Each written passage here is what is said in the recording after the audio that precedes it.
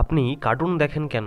নিশ্চয়ই মনের খোরাক জোগানো ও বিনোদনের জন্য। কিন্তু কার্টুন যদি কিছু অপ্রীতিকর বা প্রীতিকর ভবিষ্যতের কথা হাসতে খেলতেই বলে দেয়, তাহলে কেমন লাগবে? বিশ্বাস করতে পারবেন কি? হ্যাঁ, বিশ্বাস করা একটু কঠিন হবে, কিন্তু এমনটা হতেই পারে। যারা দ্য সিম্পসনস কার্টুন দেখেন, আশা করছি তারা বুঝতেই পেরেছেন এমন অদ্ভুত কথা বলছি কেন। ভিডিওটি শেষ পর্যন্ত দেখবেন, ভালো লাগলে লাইক ও শেয়ার করবেন এবং এরকম আরো ভিডিও দেখতে চ্যানেলটি সাবস্ক্রাইব করতে ভুলবেন না। এই কার্টুনের স্রষ্টা ম্যাট গ্রোনিং ও তার দল এতটাই দূরদর্শী যে হামেশাই মানুষকে হাসাতে হাসাতে কার্টুনের মাধ্যমে বলে দেন কিছু সুদূর ভবিষ্যতের কথা। এ পর্যন্ত দ্য সিম্পসনের 30টি সিজন বের হয়েছে। এই সিজনগুলোর প্রতিটাতে না হলেও কিছু কিছু সিজনের একাধিক পর্বের গল্প একসময় বাস্তব ঘটনা হিসাবে আত্মপ্রকাশ করেছে। চলুন দেখে নেওয়া যাক। এই কার্টুনের দ্বিতীয় সিজনে দেখানো হয়েছে ত্রিচকি মাছ। এই পর্বে দেখানো হয় স্থানীয় পত্রিকায় হেডলাইন এসেছে, পাওয়ার প্ল্যান্টের মাধ্যমে তৈরি হওয়া এক নদীতে ব্লিঙ্কি নামক একটি ত্রিচকি মাছ পেয়েছে বুট। পর্বটি সম্প্রচার হয় 1990 সালে। প্রায় 21 বছর পর 2011 সালে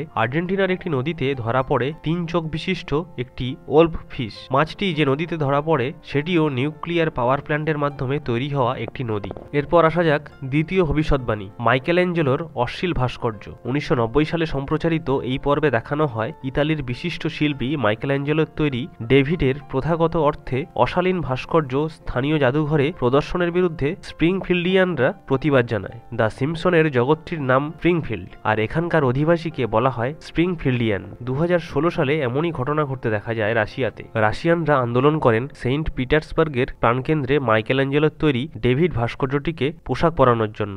বলা বাহুল্য, মাইকেলঅ্যাঞ্জেলো রেনেসাঁ যুগের বেশ নামকরা একজন চিত্রশিল্পী ছিলেন, যিনি বিবলিক্যাল হিরো ডেভিডের নগ্ন চিত্রকর্ম তৈরি করেছিলেন। এটি রাশিয়ার স্থাপন করা হলে রাশিয়ানরা একে মূল্যবোধের অবক্ষয় মনে করে এবং দাবি করে যেন ভাস্কর্যের লজ্জাস্থান ঢেকে দেওয়া হয়। তৃতীয় ভবিষ্যৎবাণী, দ্য বিটলসের চিঠি। সিজন 2 এর এই পর্বটি সম্প্রচার হয় 1991 সালে। এখানে দেখানো হয় দ্য বিটলস ব্যান্ডের রিঙ্গো স্টার উচ্ছ্বসিতভাবে 1 দশক পর ভক্তের কাছ থেকে পাওয়া একটি ইমেলের উত্তর দিচ্ছেন। এসেক্সে বসবাসরত বিটলসের 2 জন ভক্ত একটি চিঠি আর রেকর্ডিং পাঠিয়েছিলেন লন্ডনের এক থিয়েটারে বাজানোর জন্য। 50 বছর পর 2013 সালের সেপ্টেম্বর মাসে পল ম্যাককার্টনি নামক বিটলসের একজন গায়ক তাদের এই চিঠি ও রেকর্ডিং এর উত্তর দেন। ম্যাককার্টনি রেকর্ডিংটি পেয়েছেন কাকতালীয়ভাবে। একটি ঐতিহাসিক গাড়ি নিলাম করা হয়েছিল যেটি তিনি কেনেন।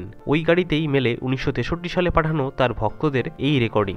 ভবিষ্যৎবাণী 4, সিগফ্রিড এন্ড রোই এর উপর বাঘের আক্রমণ। এই পর্বটি স্প্রিংফিল্ড বা how I learned to stop worrying and love legalized gambling নামে পরিচিত। এই পর্বে দেখানো হয় একজন জাদুকর একটি ক্যাসিনোতে সাদা বেঙ্গল টাইগারকে নিয়ে খেলা দেখাচ্ছেন। হঠাৎ বাঘটি হিংস্র হয়ে যায় এবং জাদুকরকে আঘাত করে। পর্বটি সম্প্রচারিত হয় 1993 সালে। 2013 সালে সিগফ্রিড এন্ড রোই জাদুদল জাদু দেখানোর সময় তাদের প্রশিক্ষণপ্রাপ্ত সাদা বেঙ্গল টাইগার মন্টেকর হঠাৎ আক্রমণ করে রোই হর্নের উপর। প্রাণ বেঁচে গেলেও গুরুতর আহত হন তিনি। পঞ্চম ভবিষ্যৎবাণী, ঘোড়ার মাংসের স্ক্যান্ডেল। 1994 সালে সম্প্রচারিত পর্বটিতে দেখা যায় স্প্রিংফিল্ড এলিমেন্টারিতে লাঞ্চ লেডি ডরিস ভিন্ন ভিন্ন প্রজাতির ঘোড়ার বাতিলকৃত বিভিন্ন অংশ দিয়ে তৈরি খাবার তার শিক্ষার্থীদের খাওয়ান। বর্তমানে খাবারের ভেজালের ঘটনা তো হামেশাই ঘটে থাকে।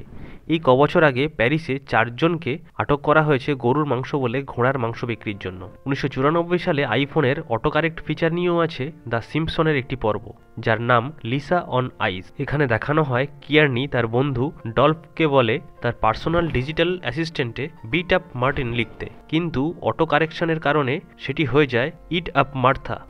2007 সালে আইফোনে অটো কারেক্ট অপশন যোগ হয় এবং আমরা সবাই জানি এই সফটওয়্যারটা মাঝে মধ্যে খুবই বিরক্তকর হয়ে দাঁড়ায়। উন্নত প্রযুক্তি, স্মার্ট ওয়াচ, ভিডিও কল এবং কর্পোরেট রোবটের ব্যবহারের ধারণাও সর্বপ্রথম ম্যাট গ্রোনিংয়ের দ্য সিম্পসনই দিয়েছে।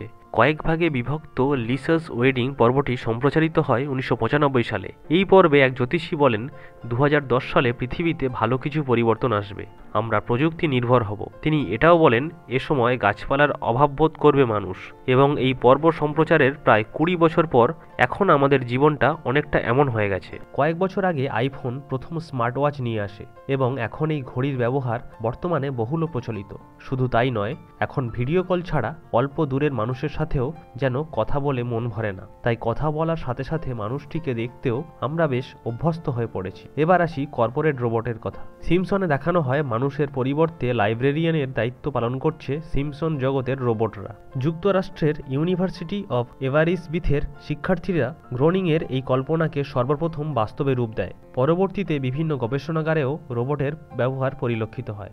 দ্য শার্ড আবিষ্কার, এই ভবিষ্যৎবাণীও লিসাস ওয়েডিং পার্ট 2-তে দেখানো হয়। লিসা লন্ডনে বেড়াতে গিয়ে টাওয়ার ব্রিজের পিছনে একটি গগনচুম্বী দালান দেখে, যেটা পরবর্তী সময়ে 2009 সালে তৈরি হওয়া বিশ্বের সবচেয়ে বড় দালান দ্য শার্ডের মতো দেখাচ্ছিল।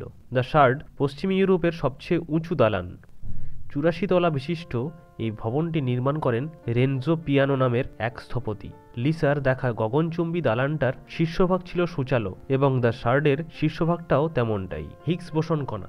1998 সালে the wizard of evergreen terrace পর্বে হোমার সিম্পসন একটি জটিল সমীকরণ আবিষ্কার করেন, যেটা 2013 সালে ব্যবহার করে হিগস বোসন কণা বা ঈশ্বর কণার অস্তিত্ব খুঁজে পাওয়া যায়। 1964 সালে হিগস এবং কয়েকজন পদার্থবিদ মৌলিক কণার ভর নিয়ে গবেষণা করেন। এই গবেষণার ফলাফল আসে একটি কণা আছে যা সকল মৌলিক কণার ভর বলে দেবে। এই কণার নাম দেওয়া হয় হিগস বোসন কণা। ধারণা করা হয় দ্য সিম্পসনের লেখক দলটি অঙ্কে বেশ পারদর্শী, এ কারণেই তারা এই সমীকরণটি সমাধান করতে পেরেছিল। 1998 সালে সম্প্রচারিত হয় দ্য সিম্পসনের হোয়েন ইউ ডিশ আপন আ স্টার পর্বটি। এখানে দেখানো হয় ডিজনি 20th সেঞ্চুরি কোম্পানিটি ফক্স কোম্পানি কিনে নিচ্ছে। অবাক হলেও সত্য যে 2017 সালে 14 ডিসেম্বর $52.4 বিলিয়ন বিনিময়ে ডিজনি 21st সেঞ্চুরি কোম্পানিটি ফক্স কিনে নেয়। এটাই ছিল দ্য সিম্পসন কার্টুনে দেখানো কিছু দৃশ্য, যেগুলো ভবিষ্যতের সঙ্গে হুবহু মিলে গেছে। তো ভিডিওটি ভালো লাগলে লাইক ও শেয়ার করবেন এবং এরকম আরও ভিডিও দেখতে চ্যানেলটি সাবস্ক্রাইব করতে ভুলবেন না।